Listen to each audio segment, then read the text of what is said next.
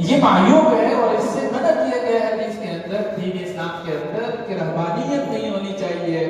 کہ آپ شادی نہ کریں، آپ رشتہ داروں میں نہ رہیں، آپ اپنے گھر میں نہ رہیں، الگ تھلگ ہو کے اپنی زندگی گزاریں اور اس سے آپ کے رب راضی ہو جائے، ایسا نہیں، بلکہ حکم ہے کہ آپ نے دونوں چیزوں کو ساتھ رکھنا، والدین کے ساتھ رہنا ہے، بچوں کے ساتھ رہنا ہے، گھر میں رہنا ہے،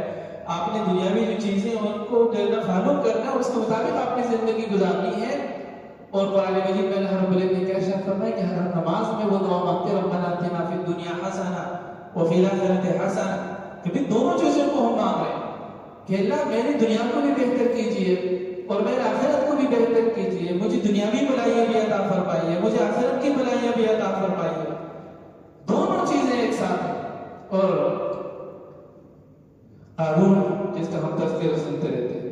جہاں پہ اس کا مال کا تذکرہ ہے، وہیں پہ اللہ رب العزت نے دنیاوی چیزوں کو، مال کو خرچ کرنے کی کچھ رسول اور ضوابط بیان کی، اس لیے کہ آپ نے صرف رہبانیت کی اختیار کرنا، آپ نے دنیا میں رہنا، آپ نے اپنی زندگی جی، یہی تو صورت، یہی تو وجہ کہ بھئی نمازیں صرف 5 فرض ہے 24 گھنٹے میں۔ یہ بھی ہو سکتا تھا کہ ہاف کرتے کہ بھئی 24 گھنٹے میں 12 گھنٹے کی زندگی فرض واجب قرار دے جاتی ہے اور اگلے 12 گھنٹے آپ کا اختیار ہے کہ بھئی آپ اس میں سوئیں، کھائیں، پیئیں، کمائیں، نہیں، بلکہ اس نے بہت کم سے درجہ اللہ سبحانہ و تعالیٰ نے بتائی ہے کہ صرف 5 نمازیں کے اوپر فرض کی ہیں، اور بقیہ فقط آپ کے لیے، آپ کے کمانے کے لیے، آپ کے آرام کرنے کے لیے، آپ کو اپنے رشتہ داروں کے ساتھ گزارنے کے لیے ہے کہ آپ اس طریقے سے اپنی زندگی گزاریں۔ تو دونوں چیزوں کو ایک ساتھ رکھنا ہے۔ البتہ جب آپ دنیاوی چیزوں کو لیں گے تو اس کے اندر کچھ اصول ہیں کہ لا تفرح ان اللہ لا يحب الفرح، اگر اللہ رب العزت نے آپ کو کوئی چیز دی ہے، دنیاوی اعتبار سے آپ کو نوازا ہوا ہے، تو آپ نے اس میں اترانا نہیں ہے، اللہ تعالیٰ کو وہ چیز پسند نہیں ہے، آپ نے بلکہ شکر کرنا ہے۔ مبتغی فیما آتاک اللہ والدار الآخرہ، اور اس نعمت کے ذریعے سے آپ نے اللہ کی خوشنودی اور رضامندی کو حاصل کرنے کی آپ نے کوشش کرنی ہے۔ وَلَا تَبْغِ الْفَسَادَ فِي الْأَرْضِ، اور اس نعمت کے ذریعے سے آپ نے زمین کے اندر فساد نہیں مچانا۔ کوئی بھی صلاحیت اللہ نے آپ کو مال دیا ہوا ہے تو اس مال کے ذریعے سے آپ ایسے کام نہیں کریں گے کہ جس کی ذریعے سے انسانیت کو نقصان پہنچے، آپ کے ساتھ رہنے والوں کو کوئی نقصان پہنچے، زمین کے اندر فساد کی کوئی صورت کرے۔ اللہ نے آپ کو ایک مقام محترم عطا کیا ہے تو اس کے ذریعے سے فساد ہو، بھی آپ کام ایسے کرتے ہیں، آرڈر ایسے دیتے ہیں کہ جس کے ذریعے سے زمین میں فساد مچتا ہے۔ اللہ رب العزت نے نعمتوں میں سے کسی بھی نعمت سے آپ کو نوازا ہے، آپ نے اس کے استعمال کی ایسی صورت بنانی ہے کہ اس سے انسانیت کو فائدہ ہونا چاہیے، کوئی فساد مشکل نہیں ہونا چاہیے، انسانیت کے لیے اس میں پریشانیاں نہیں آنی چاہیے۔ یہی وجہ ہے کہ اللہ کے نبی صلی اللہ علیہ وسلم نے کہا فرمایا، جناب رسول اللہ صلی اللہ علیہ وسلم نے ارشاد فرمایا کہ تم میں سے سب سے بہتر شخص وہ ہے کہ جس سے لوگوں کو فائدہ پہنچے، کسی بھی طریقے سے ہو سکتا ہے، وہ آپ نے اپنے وسعت کے مطابق دیکھا۔ اور اس کا سب سے کم درجہ یہ ہے کہ امت میں سے سب سے بہترین شخص وہ ہے کہ اگر اس کو دوسرے لوگوں سے فائدہ نہیں پہنچ سکتا تو کم سے کم درجہ یہ ہو کہ مجھ سے کسی دوسرے مسلمان کی ناقدری نہیں ہونی چاہیے، مجھ سے اس کو کوئی تکلیف نہیں پہنچے۔ یعنی دوسرے الفاظ میں کہ میں اپنی زندگی اس طریقے سے جی رہا ہوں کہ میرے رشتہ دار، مجھے جاننے والے، میرے قریب جب میرا تذکرہ ہو تو وہ اس بات کو دوسرے شخص سے گارنٹی کے ساتھ کہہ سکے کہ بھئی مجھے یہ گارنٹی ہے کہ یہ شخص آپ کا یہ نقصان نہیں کر سکتا، آپ کے خلاف یہ بات نہیں کر سکتا، آپ کی عزت نہیں اچھال سکتا، آپ کی غیبت نہیں کر سکتا، آپ کے مال کو ضائع نہیں کر سکتا، آپ کی غیر موجودگی میں آپ کے اہل و عیال کی عزت کو نہیں اٹھا۔ یعنی جتنی بھی صورتیں ہیں، آپ اپنی زندگی اس طریقے سے جیے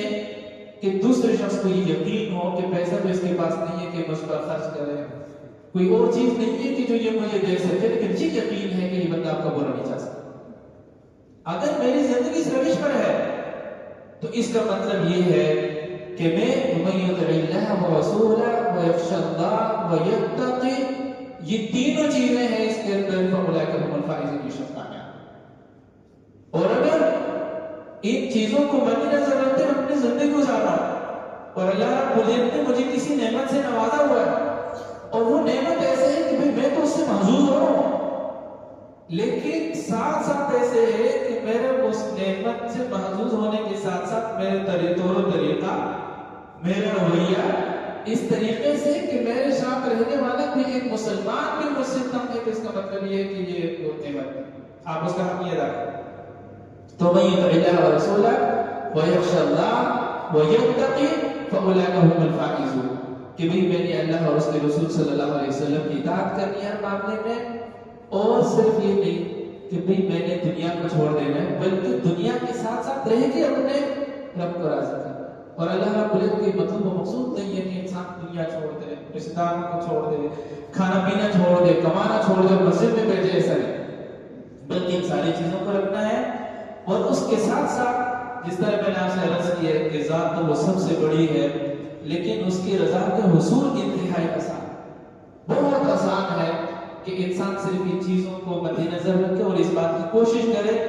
تو اللہ رب العزت اس سے راضی ہوں گے۔ اور دوسری آخری بات یہ ہے کہ جب یہ اپنی زندگی میں گزاروں تو مجھے اپنے دیگر ساتھ لوگوں کے احساس کرو، اس کی کیا ضرورت ہے، یہ کیا چاہتا ہے، اور اس کے مطابق اس کے ساتھ میں عمل کروں۔ اور اصحاب صفہ جب تشریف لاتے ہیں اپنا وقت وہاں پہ گزارتے کہ یہ تو حکم ہے کہ آپ نے رہبانیت نہیں اختیار کرنی، لیکن البتہ تھوڑا سا وقت ضرور اس طرح اپنی زندگی میں سے نکالنا ہے کہ جو آپ چیزوں کو چھوڑ دیں اور اپنے رب کے حضور حاضر ہو جائیں اور اللہ رب العزت سے اپنے دل کے حال کو بیان کریں، اللہ رب العزت سے درخواست کریں وَآتَاكُم مِّن كُلِّ مَا سَأَلْتُمُوهُ، کہ بھئی جو کچھ آپ کو چاہیے وہ اپنے رب سے مانگے۔ میں نے یہاں پہ باہر ملک میں ایک جگہ پہ تھیسس ہوا کہ جس کے اندر باہر ملک میں عمومی طور پہ اس طرح ہوتا ہے جس طرح ہمارے یہاں پہ فیملی، اب یہاں پہ تقریباً شروع ہو گئی دین سے دور کی وجہ سے کہ بھئی عمومی طور پہ ہر شخص کا اپنا ایک مانج ہوتا ہے جس کو ہم فیملی ڈاکٹر کہتے ہیں کہ بھئی یہ ہمارا فیملی ڈاکٹر ہے اور یہ ہمارے علاج کرے گا، وہ ساری چیزوں کو جانتا ہے۔ اسی طریقے سے ہر شخص نے اپنے سائیکالوجسٹ رکھا ہو کہ بھی وہ اپنے، لیکن ہمارے یہاں اس کا رواج تھوڑا سا کم ہے بنسبت باہر کے۔ تو صاحب نے اس پہ ایک تھیسس لکھا اور اس کے اندر وجہ یہ لکھی کہ بھی مسلمانوں کے ممالک میں یہ چیز عمومی طور پہ بنسبت باہر کے کم ہے۔ اس کی وجہ انہوں نے یہ بتائی کہ اللہ رب العزت نے مسلمان کو ایک ایسی چیزیں اور مواقع سے دیے کہ اس کی ضرورت نہیں پڑتی۔ مثال کے طور پر میں نماز پڑھتا ہوں، ایک وقت اس طرح ہوتا ہے کہ میں اللہ کے حضور حاضر ہوتا ہوں، میں اللہ سے اپنی باتیں کرتا ہوں، میں اللہ کی رحمت کو ایسی کیفیت بناتا ہوں کہ اللہ کی رحمت میرے طرف متوجہ ہوتی ہے، میں مسجد میں آ جاتا ہوں، میں صدقہ دے دیتا ہوں، میں کسی شخص کے ساتھ نیکی کر لیتا ہوں،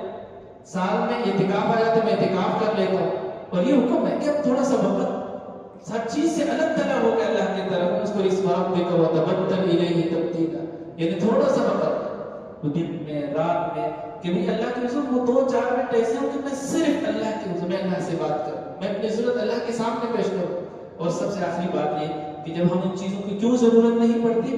اس لیے کہ میں مسلمان ہوں، مجھے پریشانی آتی ہے، مجھے بیماری آتی ہے، میں ہاسپٹل اپنا پیشنٹ لے کے جاتا ہوں، ٹھیک ہو جاتے ہیں تو میں شکر کر کے واپس آ جاتا ہوں۔ اگر اس کے مقدر میں زندگی نہیں ہے، وہ فوت ہو جاتا ہے، تو میں کہتا ہوں انا للہ و انا الیہ راجعون۔ اور پھر جب میرے پاس کوئی شخص آتا ہے تو کہتے ہیں کیا کہتے ہیں؟ اللہ کی مرضی۔ وہ یہ اللہ کی مرضی اللہ کی طرف سے ہے، یہ سب سے پہلے یہ چیز ہے، اور اس کہ بھئی یہ مجھے سکون دیتا ہے کہ یہ میرے رب کا حکم ہے اور یہ وہ ہوا ہے جو میرے رب نے چاہا۔ تو جب نعمتوں کے حوالے سے شکر اور ان چیزوں کے حوالے سے کہ بھئی یہ میرے رب کی طرف سے ہے، تو پھر میری زندگی اچھی ہوگی، مجھے کسی کی بات جاننا نہیں پڑے گی۔